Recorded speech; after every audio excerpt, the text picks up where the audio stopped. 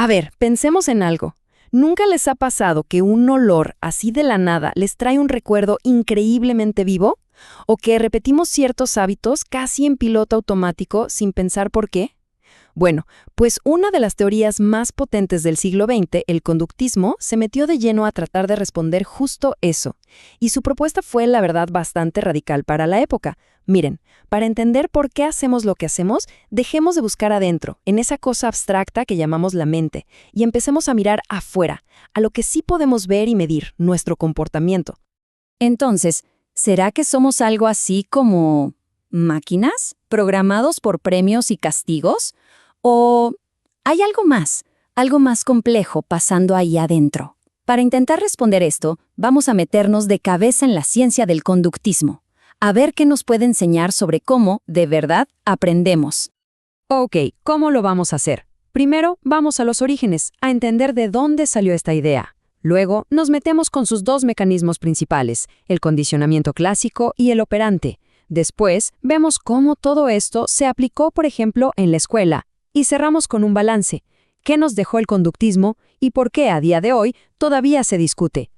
Miren, a principios del siglo XX, la psicología como que tenía un problema de identidad. No la tomaban muy en serio. ¿Cómo estudias científicamente algo como la conciencia? O sea, no la puedes meter en un microscopio, ¿verdad? Y aquí es donde aparecen los primeros conductistas, que básicamente se rebelaron contra todo eso. Dijeron, basta, queremos una psicología que sea una ciencia de verdad, tan rigurosa y objetiva como lo es la física. Y es que, en realidad, el terreno ya estaba fértil para que esto pasara. Pensemos, desde el siglo XVIII, la corriente del empirismo ya nos decía que todo conocimiento viene de la experiencia. Más tarde, en el XIX, llega el positivismo y pone una regla clave. Si no lo puedes observar, no es conocimiento válido. Entonces, el conductismo, a principios del XX, lo que hizo fue básicamente atar cabos. Fue como decir, ok, si la psicología quiere ser una ciencia de verdad, pues tiene que enfocarse en lo único que podemos ver y medir, sin lugar a dudas, la conducta. Bueno, y aquí viene una de las partes más famosas de esta historia. Lo curioso es que el primer gran descubrimiento del conductismo ni siquiera vino de un psicólogo. Vino de un fisiólogo que estaba estudiando algo que no tenía nada que ver. Y sí, todo empezó con el sonido de una campana y unos perros salivando. Hablamos, por supuesto, del famoso fisiólogo ruso Ivan Pavlov. Él, en realidad, lo único que quería era entender la digestión en perros, súper específico, pero se encontró con algo que no cuadraba. ¡Un misterio! Sus perros empezaban a babear antes de siquiera ver la comida. Se dio cuenta de que lo hacían al escuchar los pasos de su asistente, el que les traía el alimento. Pavlov, que era un científico brillante, entendió que ahí no había nada de magia. Eso era aprendizaje. Los perros estaban asociando, conectando ideas en su cerebro. Ok, vamos a desmenuzar esto porque es clave. Paso 1. Antes de todo. La situación es súper simple. Le muestras comida al perro, el perro saliva. Es un reflejo natural. Le haces sonar una campana y no pasa nada. Es solo un ruido, ¿no? Ahora, paso 2. Aquí viene la magia del condicionamiento. Pavlov empieza a hacer sonar la campana pero justo antes de darle la comida. Y lo hace una y otra vez. Y el paso 3, el resultado. Después de repetir esto varias veces, ¿qué pasa?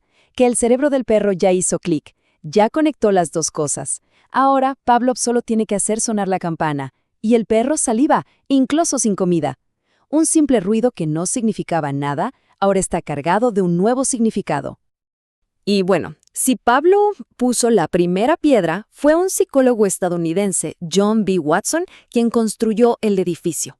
Watson tomó estas ideas y las convirtió en una verdadera misión, casi una cruzada. Para él, la psicología tenía que ser una ciencia dura, sin rodeos.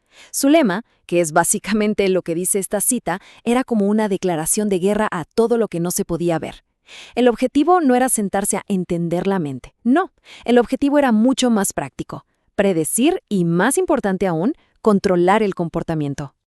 Y para demostrar que iba en serio, Watson llevó su idea al extremo. Hizo el famosísimo y, la verdad, muy polémico experimento del pequeño Albert. Lo que demostró fue algo fascinante y aterrador a la vez, que una emoción tan básica como el miedo no es algo con lo que nacemos necesariamente, sino que se puede aprender, se puede condicionar. Fue así. Cada vez que le mostraban una inofensiva rata blanca a un bebé, Albert, hacían sonar un ruido metálico horrible justo detrás de él. ¿El resultado? Al poco tiempo, el pobre bebé no solo le tenía pánico a la rata, le tenía pánico a cualquier cosa blanca y peluda.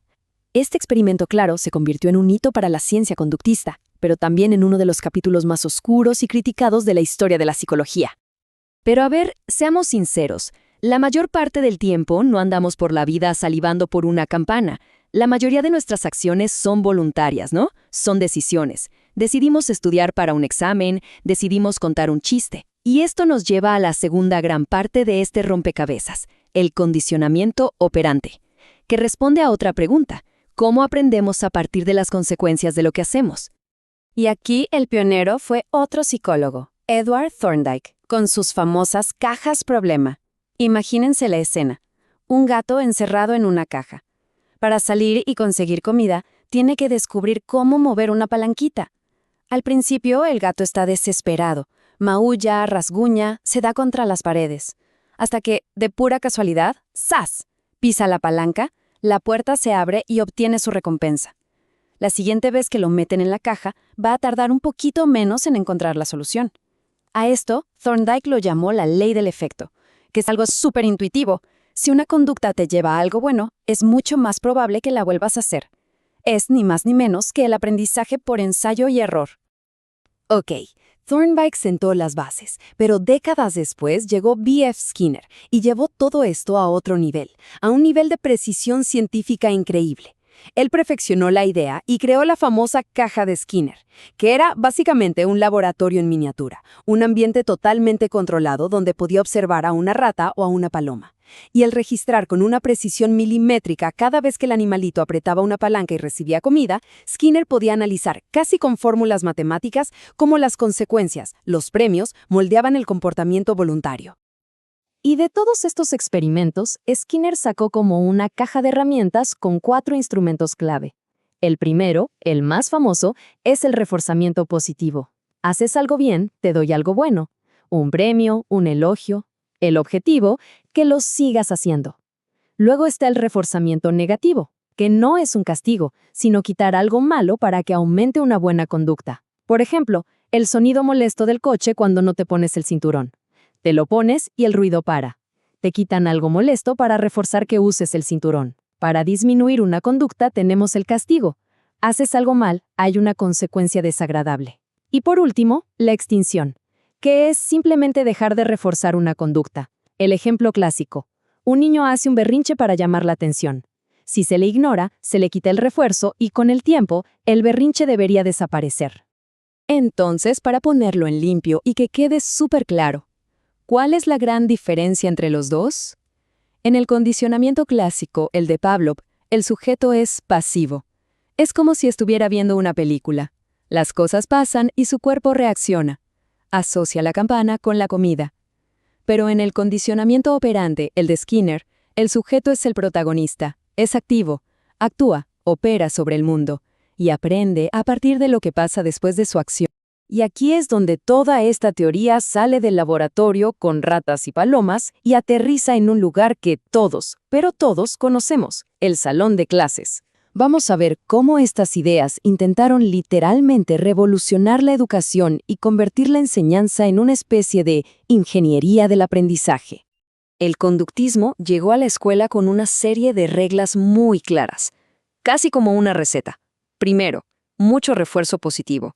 Los premios y el reconocimiento funcionan mucho mejor que el castigo. Segundo, el feedback, la corrección, tiene que ser inmediata. No sirve de nada que te digan una semana después en qué te equivocaste. Tercero, ir de lo simple a lo complejo, pasito a pasito. Y cuarto, cualquier tema, por difícil que sea, se puede dividir en partes pequeñas y secuenciales. La idea final es como construir una escalera, donde cada escalón es un éxito asegurado. En esta visión, el rol del docente cambia por completo. Ya no es un guía ni un mentor, es un ingeniero conductual. Su trabajo es ser el arquitecto del aprendizaje. Tiene que diseñar todo el ambiente, Establecer objetivos súper claros y medibles, como el estudiante podrá resolver 10 sumas en 5 minutos, y saber exactamente cuándo y cómo dar el refuerzo correcto para llevar al estudiante sin desviaciones del punto A al punto B. ¿Y el estudiante? ¿Qué papel juega en todo esto? Pues, aunque está todo el tiempo activo, respondiendo y haciendo cosas, su rol en el fondo es pasivo. Se le ve un poco como un recipiente vacío que el profesor tiene que llenar con los conocimientos correctos. El aprendizaje no nace de la curiosidad, ni de la creatividad del estudiante. No, es algo que se moldea cuidadosamente desde afuera, siguiendo el plano detallado que diseñó el ingeniero docente. Ok, hemos llegado al final de este recorrido. Y la gran pregunta es, ¿qué nos queda hoy del conductismo? ¿Fue la gran revolución que finalmente convirtió a la psicología en una ciencia seria? ¿O fue un camino equivocado que ignoró lo más esencial del ser humano? Vamos a poner las cosas en una balanza. Por el lado bueno, su aporte es gigante, no hay duda. Le dio a la psicología un método, un rigor científico que no tenía, y nos dejó herramientas súper prácticas que se siguen usando hoy en terapias para cambiar hábitos o en la educación. Pero, por el lado malo, su gran problema fue que era demasiado simple, era reduccionista. Al decidir que la mente era una caja negra que no valía la pena estudiar, dejó afuera todo lo que nos hace humanos, la cognición, las emociones, la creatividad. Y claro, esa idea del estudiante como un robot que solo responde a estímulos hoy en día nos parece muy, pero muy limitada. Y esto nos trae de vuelta a la pregunta del inicio. El conductismo nos dio una lección importantísima. El ambiente, las consecuencias, los refuerzos, todo eso tiene un poder enorme para moldearnos. Pero todas las corrientes de psicología que vinieron después, la cognitiva, la humanista, nos recordaron que además de conducta tenemos un universo interno. Así que la pregunta queda abierta, y quizás sea la pregunta del millón en psicología. ¿Somos simplemente el resultado de lo que aprendemos, la suma de nuestras conductas, o somos algo más?